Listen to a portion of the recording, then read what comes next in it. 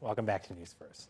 One of the Guam Waterworks Authority's chief policymakers is defending the 13 years of rate increases levied against the Guam ratepayers, saying it's all part of a plan to eventually be able to pay off the nearly $35 million in debt service payments that Guam residents will eventually have to pay after all of GW's borrowing is said and done. Here's more.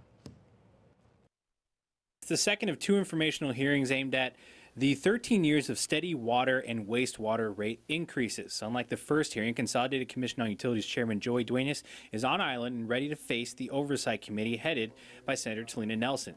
When asked about the steady rate increases, Duenas tells PNC that it's simple. The rate increases are necessary to pay for the over $600 million in debt that GWA currently has on the bond market. People have to understand, rates are set based on what it costs to provide the service. And the rates that have been raised, and we've had 3 5-year rate plans, the rates there have been set to generate enough revenue so that when we acquire all the debt, when we sell all the bonds, we can afford to pay the debt service.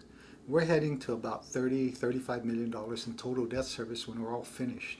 The $35 million bond payment is just for GWA. Conversely, Duenas says GPA's eventual debt service, when they're all said and done, is likely to end up anywhere from $40 to $50 million. That's nearly $100 million of debt service payments coming down the line for Guam's ratepayers. But Duenas says GWA currently holds an investment-grade rating from the 3 major rating agencies, Moody's, Standard & Poor's, and Fitch. Duenas says he just returned from a rating presentation to Fitch. Because that just means the pool of people who can buy your bonds is a lot bigger. That means there's a lot more competition for your bonds. That translates into the rates you pay, the cost. According to Duenas, GWA officials' presentation to the Fitch rating agency went well. He notes that GWA still plans on issuing a $60 million bond, and GWA has always maintained that the bond borrowing is necessary for system improvements, replacing aging water and wastewater lines, and complying with court-ordered capital improvement projects. And you can read the full audit by the OPA on GWA by logging onto our website at pacificnewscenter.com.